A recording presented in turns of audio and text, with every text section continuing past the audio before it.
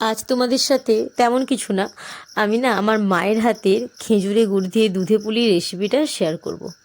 তো জানি না তোমাদের কেমন লাগবে, তোমরা পুরো ভিডিওটা দেখো, আশা করি খুব ভালো লাগবে ভিডিওটা। মানে সকাল থেকেই তোড়জোড় চলছে যে আজকে দুধে পুলি বানানো হবে। তো ওদিকে নারকোল ছাড়িয়ে ফাটিয়ে করা হয়ে গিয়েছিল, আর তখন সন্ধে 6টা হবে।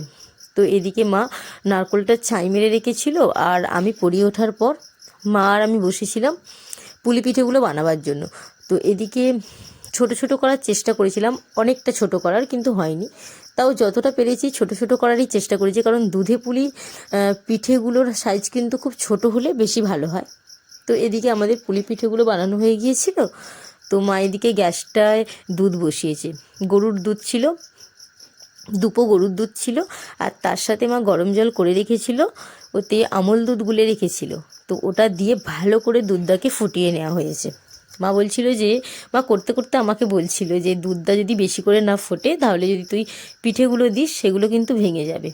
তো ভালো করে দুধটা ফুটেছিল, তাতে চিনি দিয়েছিল আর এলাচ দিয়েছিল। চিনিটা তোমরা যেমন মিষ্টি খাবে তেমন দেবে, মা যেহেতু খেজুরে গুড় দেবে, খুব বেশি দেবে না, অল্পই দেবে, তো সেরকম করে চিনির পরিমাণটা দিয়েছিল। তো এদিকে দুধটা যখন বেশ ভালো করে ফুটে উঠেছে, তখন বানিয়ে রাখা পিঠেগুলো ওতে দিয়ে দিলাম। তো বেশ কিছুক্ষণ ফুটেছিল, হয়ে যাবে টাইমটা আমি ঠিক বলতে পারছি না। তো ওটা ফুটে ওঠার পর পিঠেগুলো দিয়ে ভালো করে ফুটিয়ে নিয়েছিল, আর শেষে কি দিয়েছিল বলো তো? হ্যাঁ, পরিমাণ মতো খেজুরের গুড়। তো এই সময় যদি খেজুরে গুড়ের না দুধে পুলি হয়, তাহলে আর কী হলো? পায়েস হলেও খেজুরে গুড় দিয়ে হয়, আর দুধে পুলি হলেও খেজুরের গুড়টা এতে ব্যবহার করা হয়। তো দেখতেই পাচ্ছ কালারটা কত সুন্দর এসেছে লাস্টে খেজুরের গুড়টা দেওয়ার জন্য। তো এই যে আর কিছুক্ষণ পরই নামানো হবে।